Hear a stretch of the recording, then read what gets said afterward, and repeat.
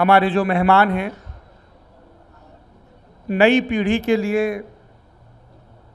मैं उनका परिचय देने की अपने तहीं कोशिश करूं तो सिर्फ इतना बताना चाहूँगा कि पिछले 5 दशक से जो व्यक्ति लगातार रच रहा है, भाषा के स्तर पर, कहन के स्तर पर, शिल्प के स्तर पर, संवेदना के स्तर पर, विचार के स्तर पर, जो हमें ये बता रहा है कि तुम जैसे सोचते हो वैसे लिख सकते हो, जादू रच सकते हो, और उस जादू में हमारे वक्त की सारी मक्कारियाँ और सारी मोहब्बतें समा सकती हैं, सारी क्रूरता का बयान आ सकता है, सारी करुणा के गीत आ सकते हैं।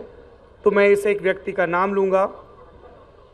साहित्य आज तक के मंच पर जो हमारे अगले मेहमान हैं, उनके साथ मेरा एक व्यक्तिगत संबंध भी है। वो संबंध ये है कि इन्हीं की एक चर्चित कहानी पीली छतरी वाली लड़की को पढ़कर मुझ पर यह सत्य गालिब हुआ था कि चीज़ों को यूं भी बरता और कहा जा सकता है, और तब से जो साहित्य की तरफ, समाज की तरफ रुख मुड़ा वो अब तक कायम है। आपको अगर लल्लन टॉप नज़र आता है या अपने नए कलेवर में इंडिया टुडे हिंदी नज़र आ रही है, तो इसमें हमारे आज के मेहमान उदय प्रकाश जी और ऐसे कई साहित्यकारों का, कवियों का, कहानीकारों का बहुत योगदान है। मैं बहुत कृतज्ञ हूँ। हम लोगों ने साहित्य वार्षिकी का एक उपक्रम शुरू किया था। आप लोग बाईं तरफ खड़े हैं, इधर बैठ जाइए, बहुत सारी कुर्सियां हैं आपके लिए, आ जाइए अंदर। कब तक नेपथ्य में रहेंगे? हम लोगों ने साहित्य वार्षिकी का जो उपक्रम चलता था 90 के दशक में, जिसमें उदय जी की कई चर्चित कहानियां, मसलन वॉरेन हेस्टिंग्स का सांड और पॉल गुमरा का स्कूटर पब्लिश हुई, उसे पिछले 4-5 बरस में नए सिरे से शुरू किया। और इस बार का जो साहित्य वार्षिकी का अंक है वो कहानी पर केंद्रित है। उदय जी की भी उसमें एक नई कहानी है। और कहानी पढ़ना क्यों ज़रूरी है, 2 प्रसंग बता देता हूं आपको, और उसके बाद मैं उदय प्रकाश जी को और इस सत्र के संचालक जयप्रकाश पांडे जी को आमंत्रित करूंगा और उनसे आग्रह करूंगा कि वो साहित्य वार्षिकी पाठकों को समर्पित करें। पिछले दिनों मेरी मुलाकात विनोद कुमार शुक्ल से हुई, हिंदी के महान साहित्यकार, और वो एक प्रसंग सुना रहे थे अपने जीवन से जुड़ा। मैंने उनसे पूछा कि क्या अब भी लोग मिलने आते हैं? बोले मिलने भी आते हैं, फ़ोन भी आता है। एक रोज़ रात के 1:30 बजे फ़ोन आया। मैं अब ऊँचा सुनता हूँ तो मुझे सुनाई नहीं दिया, लैंडलाइन पे फ़ोन था। मेरे बेटे को सुनाई दिया जो बगल वाले कमरे में था। वो उठ के आया, उसने रिसीवर पर फ़ोन लगाया, वहाँ से सवाल पूछा गया, क्या विनोद कुमार शुक्ल अभी जिंदा हैं? बेटे ने जवाब दिया, जी जीवित हैं, स्वस्थ हैं, वगैरह वगैरह। ये वाकया विनोद जी मुझे सुना रहे थे और कह रहे थे कि ये इतनी कृतज्ञता से भर दिया इस चीज़ ने मुझे कि बिहार के किसी गांव में रात के 1:30 बजे किसी को ये चिंता हुई कि मैं जिंदा तो हूं, मर तो नहीं गया, और किसी को अपने लिखे से क्या चाहिए, क्या ही हासिल कर लेगा वो।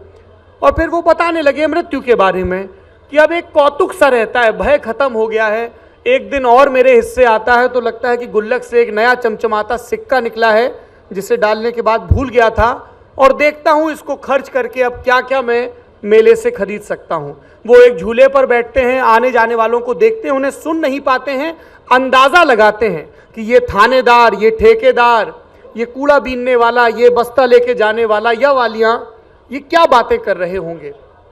कुछ एक दफ़ा वो इन्हें कहानियों की शक्ल देते हैं, कई एक दफ़ा वो कहानियाँ हमारे हृदय तक पहुँचती हैं, और इसलिए कहानी कहना और कहानी को सुनना बेहद ज़रूरी है। पिछले दिनों इसी सख्त शहर दिल्ली के एक मुलायम से होटल में इसी मसले पर बात हो रही थी एक और व्यक्ति से। विनोद कुमार शुक्ल कह रहे थे कि सिर्फ शोर सुनाई देता है जब बच्चे गुजरते हैं, और ये शख्स कह रहा था कि शोर तो क्या, उफ की आवाज़ तक नहीं आती है।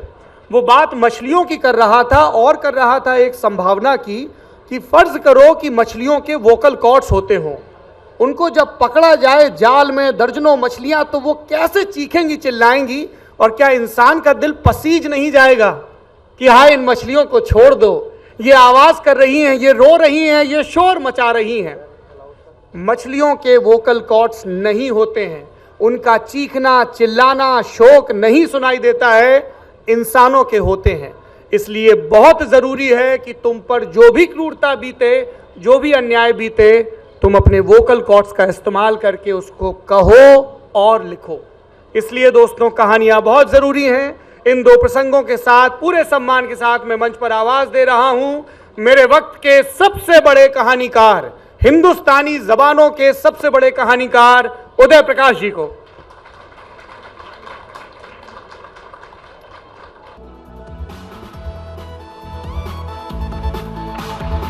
थैंक यू मुझे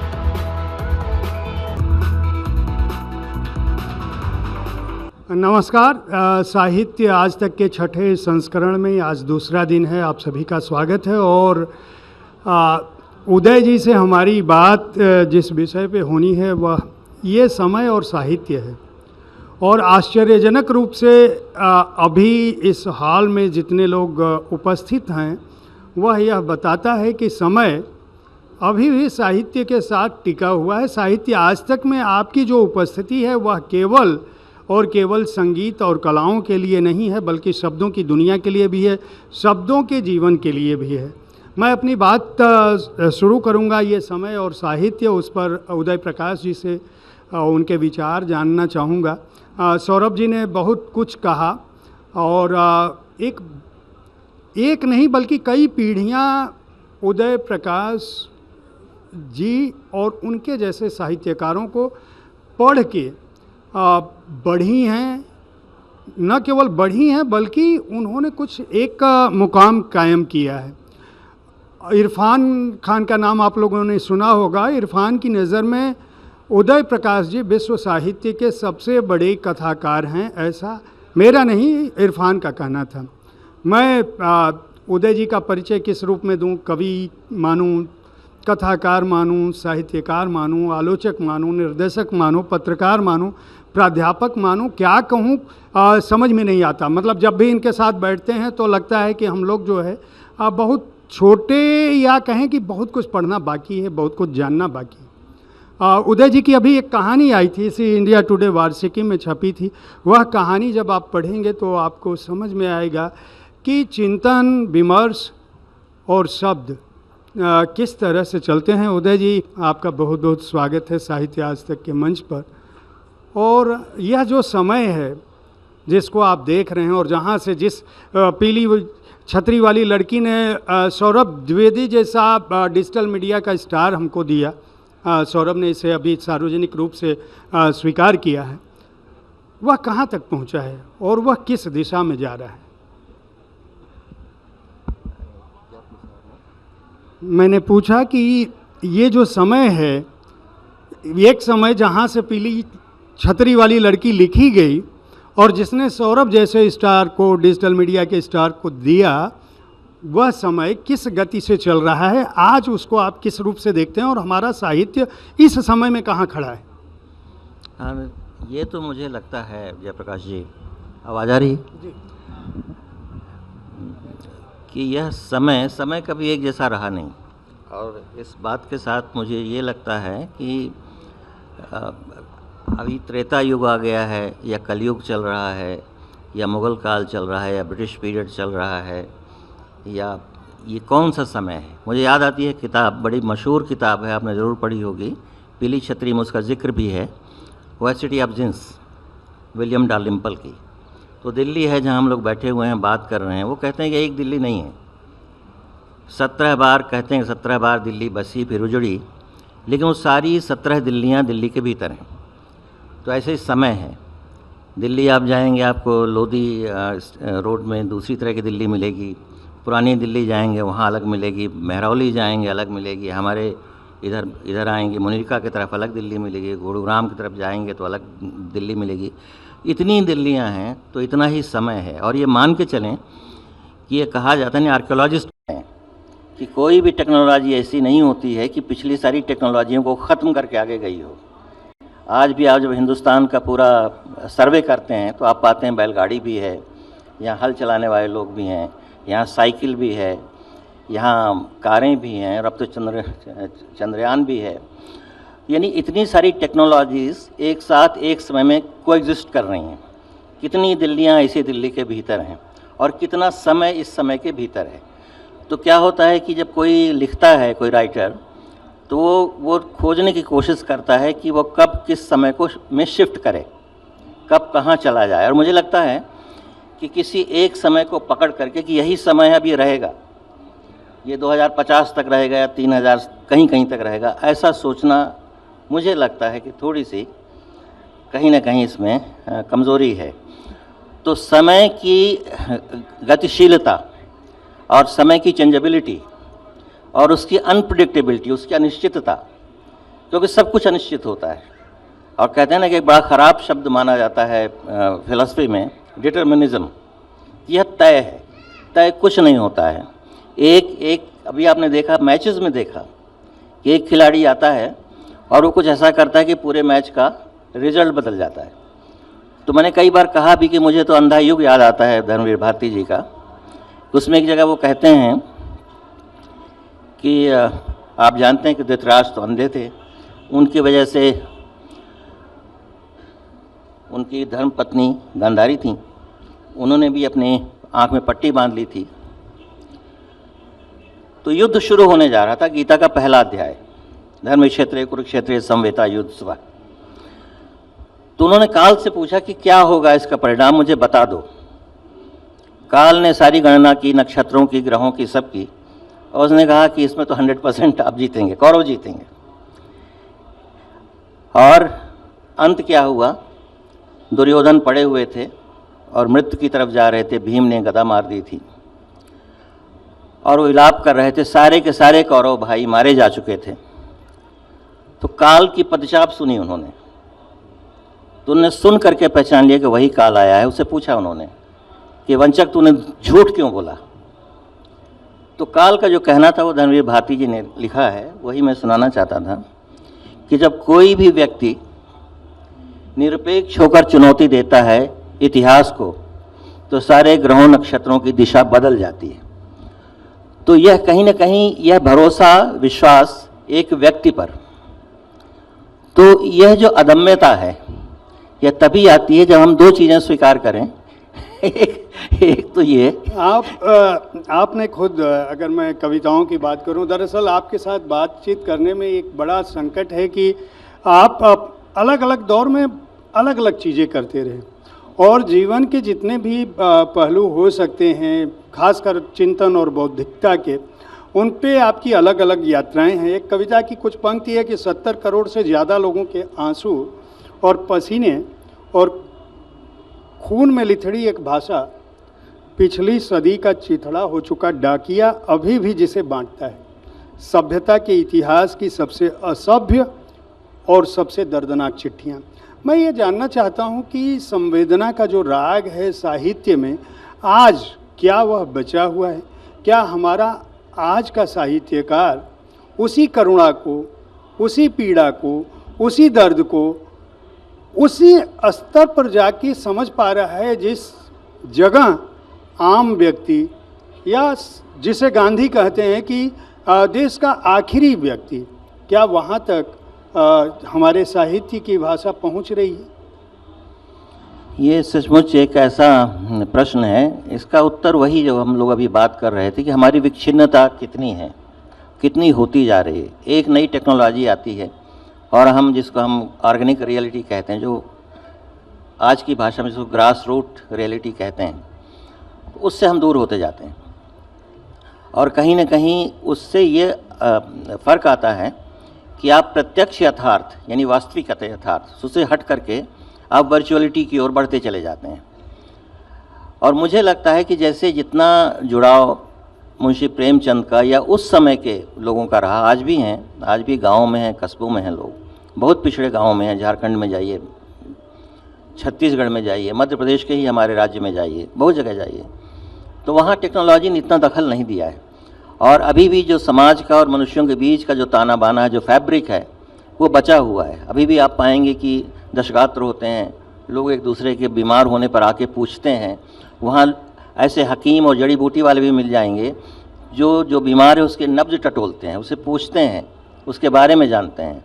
और अब क्या है कि वो एक तरह की इम्पर्सनैलिटी, निर्वैयक्तिकता, और ये आ गई है। इसका असर साहित्य पर अच्छा पड़ रहा है या ख़राब पड़ रहा है, इस पर मैं कोई फैसला सचमुच नहीं दे सकता, क्योंकि साहित्य बहुत बदलता है। साहित्य भाषा पर ही केंद्रित कभी नहीं था, भाषा ही इतनी बदली है कि अब आप पुराने समय के उपन्यास पढ़ें, वो इतने मोटे 2000 पेज, 3000 पृष्ठ, 6000 पृष्ठ है ना, कौन पढ़ेगा। आपने मैं क्षमा चाहूँगा, चूँकि आपने एक ऐसा बिंदु हमें पकड़ाया जहाँ से मुझे लगता है, आपने कहा कि साहित्य केवल भाषा पे निर्भर नहीं होता, समाज का कुछ ताना बाना आपने बताया। मैं ये जानना चाहूँगा कि जो वर्तमान समय है, जिस समय में हम साहित्य की रचना कर रहे हैं, वह सियासत को किस तरह से प्रभावित कर रहा है, क्योंकि जिस कालखंड में, जहाँ से आपने धर्मवीर भारती जी के महाभारत के काल की बात कही, हम जो पढ़ते हैं उस कालखंड में और उससे जो संदेश मिलता है, क्या आज का साहित्य, आज का समय, आज का साहित्यकार उस बात को समझ पा रहा है? क्या वह सियासत को उस रूप में दर्ज कर पा रहा है जिस रूप में उस दौर में रचा गया होगा, या व्यास ने देखा होगा, वेद व्यास?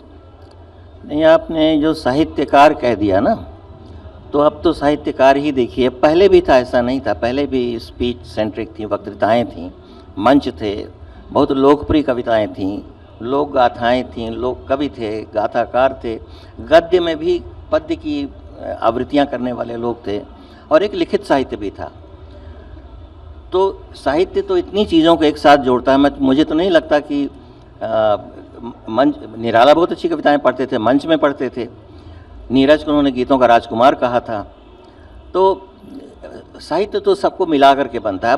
अब सवाल ये है कि हम कैसे साहित्यकार हैं। तो मेरे जैसे साहित्यकार या लेखक कहें उसको, या ऑथर कहें, कुछ भी कहें, अब एक कमरे में बैठ के अकेले में एक पन्ने पर लिख रहे हैं, और डर लगता है बहुत भीड़ में जाने से, और लगता है कि हमको इस अकेलेपन में ज़्यादा आवाज़ें सुनाई देती हैं, जैसा भी कहा गया। उन आवाज़ों का स्रोत क्या है आपका? आप कैसे उस पीड़ा को दर्ज कर पाते हैं? और दूसरा, जो आज की युवा पीढ़ी है, जो नए लोग लिख रहे हैं, उसमें बहुत सारे लोग बहुत कुछ लिख रहे हैं। हमारी इस मंच से परे भी जो चर्चा हुई थी, बहुत सारे लोगों के नाम हैं। क्या हमारा समय हमारे साहित्य में दर्ज हो पा रहा है? क्योंकि अब जिस युग में हम हैं, वहाँ सोशल मीडिया का ज़माना है। किताबें जो आ रही हैं उसमें नई वाली हिंदी की किताबें आ रही हैं।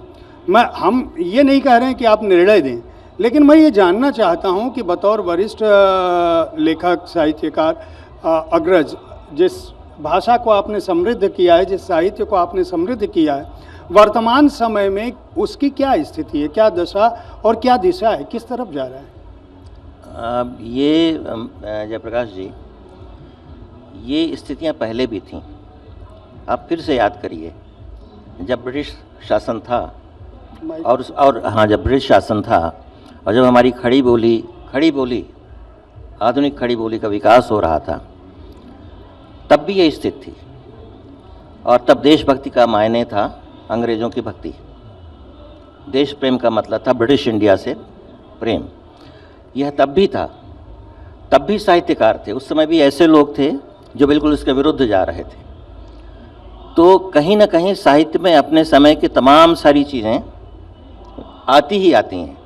अब ये बाद में तय होता है कि अब सियासत का आपने जिक्र किया, राजनीति से बिल्कुल अलग होती है साहित्य या कला की राजनीति। मैं कई बार कहता हूँ कि एक होती है जिसको आप पावर सेंट्रिक कहते हैं, हमको सत्ता चाहिए, हमको इतने पैसे आ जाएं, इतने पूंजी आ जाए तो हम ये कर देंगे, मैनिफेस्टो आते हैं, है ना।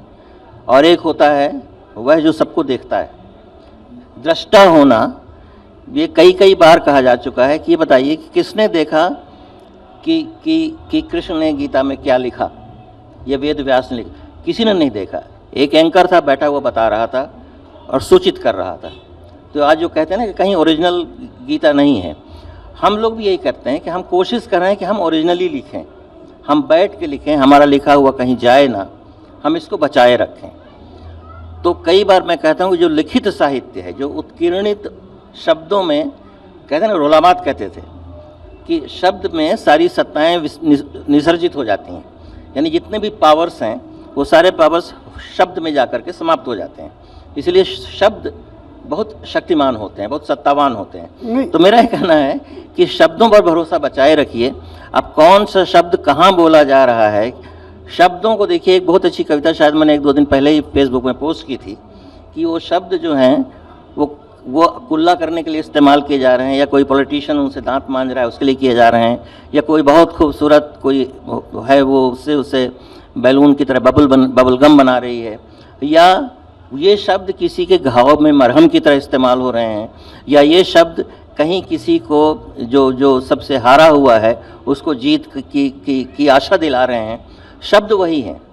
चलिए, मैं समझ रहा हूँ कि आप जो है उदय प्रकाश इसलिए उदय प्रकाश नहीं है, बल्कि वो उनको जो कहना है वही कहेंगे, मैं कुछ भी पूछता रहूं। मैं ये जानना चाहता हूं सीधा, आपकी एक कविता की पंक्ति है कि बचाना हुई हो तो बचाए जाने चाहिए, गांव में खेत, जंगल में पेड़, शहर में हवा, पेड़ों में घोंसले, अखबारों में सच्चाई, राजनीति में नैतिकता, प्रशासन में मनुष्यता और दाल में हल्दी। यह जो बिंब है, यह बिंब आ रहा है कि नहीं, आप उस पर मुझे क्यों नहीं कह रहे हैं? जो नए साहित्यकार हैं वो इसको रच रही हैं कि नहीं, बचा रहे हैं कि नहीं? नहीं, आपसे मैं सहमत हूँ। मैं अपरूटेडनेस की वो बात करना ही नहीं चाहता। देखिए, आज कहा जाता है ना कि आप अमेरिका के किसी नए जनरेशन के लड़के से पूछें कि भाई अमेरिका में ये पेनिसिल्वानिया कहाँ है, वो नहीं बता पाएगा। उससे कह दीजिए कि ये बहुत लंबे समय से चलता आ रहा है। एक हमारे मित्र हैं, उनका नाम मैं नहीं लेना चाहूँगा, बहुत अच्छे मित्र हैं, वो डेलीगेशन में बाहर भेजे गए, 8 देशों की यात्रा उन्होंने की। तो उन्होंने कहा कि भाई साहब, मैं हर किसी से एक ही सवाल पूछता था कि 5 अन्नों के नाम बताओ। 5 अन्नों के नाम उस देश के महानगरों का कोई नहीं बता पाता था, क्योंकि उनको ब्रेड तो खाते हैं, कॉर्नफ्लेक्स भी खा लेते हैं, और सूप है तरह तरह के वो पी लेते हैं, सॉस ले लेते हैं। उनसे पूछा जाए कि गेहूं क्या होती है, भुट्टा क्या होता है, तो नहीं जानते। वो कहाँ से उगता है, क्या उसकी प्रोसेस होती है, उनको कौन काम करे। उनको इस तरह से पूरी की पूरी किसानों की, धरती की, उसकी पृथ्वी की एक बड़ा आंदोलन चल रहा है। आप जानते होंगे, सेव द सॉइल। हमारे गांव में मिट्टी खत्म हो रही है, क्योंकि मिट्टी का भी जो उत्खनन है वो हो रहा है कंस्ट्रक्शंस के लिए। मेरा कहना है कि अगर आप अन्न खाते हैं, आप कॉर्नफ्लेक्स भी खाते हैं, तो पता करिए कि बनता कैसे है और बनाता कौन है। और ये रास्ता आपको जोड़ देगा, उस धरती से जोड़ देगा जहाँ से आज का लेखक या साहित्यकार अपरूटेड हुआ है। तो सिर्फ सियासत के लिए लिखना और सिर्फ किसी गेन के लिए लिखना, मुझे लगता है कि ये कभी भी यह उद्देश्य नहीं रहा। और महात्मा गांधी जी का नाम लिया आपने, अंतिम मनुष्य, तो अंतिम मनुष्य और अंत्यज भी एक शब्द है जो भी दिया गया कि अंतिम मनुष्य और वो अंत्यज भी हो। इन दोनों को मिलाकर के आप देखिए कि सारे पावर जहाँ पर जाकर इंटरसेक्ट करते हैं, उसको अगर आप भूल रहे हैं और आप इस पर आप नज़र गड़ाए हुए हैं कि हमारी जीडीपी इतनी बढ़ गई और अब हम 5 ट्रिलियन की इकोनॉमी को क्रॉस कर जाएंगे, तो आपकी दृष्टि कहाँ है? अगर आप वहाँ देखेंगे तो मुझे लगता है कि चाहे वो साहित्य हो चाहे राजनीति हो, दोनों सस्टेन करेंगी, दोनों रहेंगी। और इसीलिए अमर्त्य सेन कई बार कहा, मैं तो कहता हूँ, उनका नाम लेते हुए भी डर लगता है, लेकिन वो कहते थे कि जो राजनीति में नीति है ये नैतिकता से आई है, एथिक्स से आई है। और इस अगर नीति को आप पॉलिसी मान लेंगे। उदय प्रकाश को डर लगता है, आपने कहा कि बोलने में डर लगता है। आपने तो कोई ऐसा बिंदु नहीं है विरोध का जो आपके शब्दों में या आपकी कविता में, मैं विरोध इसलिए कहता हूं कि जब आप दर्ज करते हैं समय को, तो उस समय में आप अंत्यज की बात करोगे तो वह किसी न किसी के विरोध में होगा। जब जीडीपी की बात होगी तो आपने स्वयं कहा वह कहीं न कहीं किसी न किसी को प्रभावित कर रहा होगा। आज के समय में जो साहित्यकार है और जो नई पीढ़ी है, वह उदय प्रकाश को इस रूप में जानती है कि वह राम मंदिर को चंदा देते हैं, या कभी किसी दौर में योगी जी के साथ उनकी कोई फोटो आ गई, और वो फिर इस बात पे कहते हैं कि आप तो उस मंच पर थे, आप साझा कर रहे थे, आप तो राम मंदिर को चंदा देते थे, और आप तो कहते हो साहब कि ये हमें डर लगता है। आपको डर किससे लगता है? लेकिन आपने इनका जिक्र किया, मैं करना नहीं चाहता, मैं कर देता हूँ।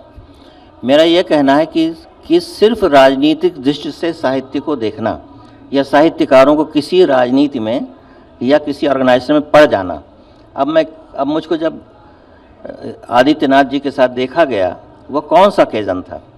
मेरे अपने भाई की मृत्यु हुई थी, बरखी थी। अब आप कोई ऐसी राजनीति लाना चाहते हैं कि कोई अपने किसी परिजन की मृत्यु में ना जाए, विवाह में ना जाए, और आप वहाँ जाके देखेंगे कौन किस पार्टी का है, तो ये तो लोकतंत्र नहीं होगा। तो जो इस तरह की तानाशाही चाहते हैं, सच्चा साहित्यकार ऐसा कभी नहीं होता। आप प्रेमचंद जी को देखिए, क्या वो पीडब्ल्यूए के मेंबर थे? महात्मा गांधी के कांग्रेस पार्टी के चवन्नी के भी सदस्य नहीं थे, उनको हर कोई चाहता था। और श्यामा राम प्रसाद मंदिर का मुखर्जी क्या चंदा? करते थे? श्याम प्रसाद मुखर्जी का आज ही पढ़ लीजिए हिंदुस्तान, उन्होंने कहा था कि आप इसकी वीएचपी की ज़रूरत नहीं है ना।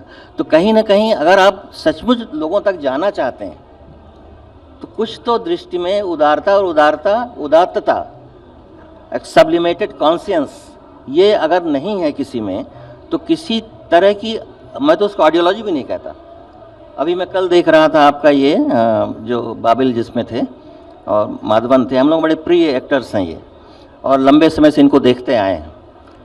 तो जो बहस चल रही थी, मैं देख रहा था कि पूरा ऑडियंस नहीं सुनना चाहता, बातचीत में नहीं जाना चाहता, लेकिन बहुत महत्वपूर्ण है कि 20वीं सदी की सबसे बड़ी जो इंडस्ट्रियल ट्रेजिडी हुई वो भोपाल में हुई 1984 में, और उसके ठीक कुछ समय के बाद चेरनोबिल में हुआ। एक सोशलिस्ट स्टेट और एक डेमोक्रेटिक स्टेट। जी। अब आप एक को भूल जाएं, दूसरे को न भूलें। तो मेरा कहना है कि नहीं, कहीं ना कहीं ये जो मनुष्यता है, मानवीयता है, जो नागरिक हैं, आपके सिविलियंस हैं, अभी जो वार, आप बताइए कहाँ पर वार नहीं चल रहा है। हम लोग आज, आप जिस समय में हम लोग बैठे हुए हैं, बात कर रहे हैं, आप देखते चले जाइए, म्यांमार में चल रहा है, यूक्रेन में चल रहा है, कहाँ चल रहा है। अब ये युद्ध में कौन मारे जा रहे हैं? हवा मारी जा रही है, चिड़ियाँ मारी जा रही हैं, बच्चे मारे जा रहे हैं। साहित्य का काम ये है कि किसी तरीके से, मैं तो ट्रैंकुलाइजर की तरह कहता हूँ, साहित्य शांति देता है। साहित्य ये जो हाइपर जो एक्टिविटीज़ हैं, चाहे वो पॉलिटिक्स की हों चाहे इकोनॉमी की हों, उनको कहीं ना कहीं वो स्लो डाउन करता है, कहता है थोड़ा सा रुक जाओ, शांत हो जाओ और सोचो। तो एक तरह की एक ट्रैंकुलाइजर है। हम लोग क्या करते हैं, हम लोग शांत करने की कोशिश करते हैं। अगर कोई दुनिया में सबसे ज़्यादा पेसिफिस्ट हो सकता है तो सच मानिए वो साहित्यकार ही हो सकता है। अब मेरा आखिरी सवाल, क्या आज का साहित्यकार इस काम को कर रहा है? आपने सिनेमा की बात की, आपने जो लेखन चल रहा है, आप आज का समय और आज का साहित्यकार, क्या ये दोनों उन मूल्यों की, उन निर्देशों की, उस पक्ष तक पहुंच पा रहे हैं जो जहां तक आप लोग पहुंच रहे थे? अंत्यज, अंत्योदय, गरीब, पिछड़ा, या ईमानदारी, नैतिकता? ये कहना सचमुच बहुत मुश्किल है कि हम लोग वहाँ पहुँच सके कि नहीं पहुँच सके। मुझे लगता है कि शायद ह्यूमन सिविलाइजेशन की ये पूरी एक तरह की ये उसकी दिशा है कि वहाँ तक पहुँचे, और अगर वो नहीं पहुँच रही है तो शायद हम लोगों की जिम्मेदारी है कि हम बताएं कि तुम गलत दिशा तुमने पकड़ ली है।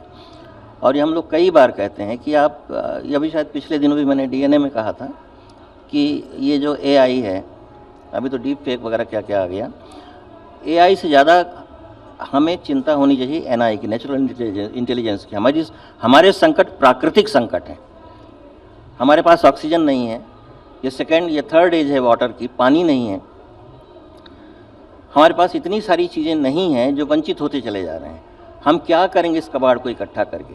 और ख़ास तौर से तब जब हमने जितनी भी चीज़ें बनाई उनका उपयोग हम दूसरी तरह भी कर सकते थे, दूसरी तरह से किया जाना चाहिए था। नहीं हो पा रहा है तो हम वार्न करते हैं, हम चेतावनी देते हैं, और चेतावनी भी नहीं देते हैं। एक चिड़िया बोलती है तो कैसे चेतावनी देती है वो, है ना? एक चींटी क्या चेतावनी देगी? लेकिन बचेंगी चींटियाँ, आप लिख लीजिए, बचेंगी चींटियाँ, बचेंगे कॉकरोच और बचेंगे मॉस्किटोज। कितनी बड़ी बात कही उदय जी ने कि बचेंगी चींटियाँ, बचेंगे कॉकरोच। क्योंकि ये अपने समय के साथ, अपनी प्रकृति के साथ जुड़े हुए हैं। साहित्य का काम यही है। संकट प्रकृति का है, प्राकृतिक है, हवा को, पानी को बचाएं, और साहित्य जो काम कर रहा है वह करते रहें। बहुत बहुत धन्यवाद उदय जी इस मंच पर आने के लिए, अपना समय निकालने के लिए। हम उम्मीद करते हैं कि फिर आपसे बातचीत करेंगे, लंबी बातचीत करेंगे, और आप ऐसे ही लिखते रहें और आने वाली पीढ़ी को समृद्ध करते रहें। धन्यवाद। और अगर मैंने कुछ जोश में आगे कि मैं सोच रहा था वो बोल रहा था, तो अगर कुछ ऐसा निकल गया हो मेरे मुंह से तो आप क्षमा करेंगे, लेकिन मेरा यही कहना है कि हम महान होने की न कोशिश करें, क्योंकि ये ह्वेनसांग ने भी कहा था कि भारत में हर चीज़ महान होती है, बड़ी होती है। हम छोटा होने की कोशिश करें। डायनासोर नहीं रह गया, हाथी विलुप्त हो रहे हैं, बरगद, तो जितना छोटे होंगे उतना ही हम ज़मीन से जुड़ेंगे। बहुत बहुत आभार आपका, बहुत बहुत आभार।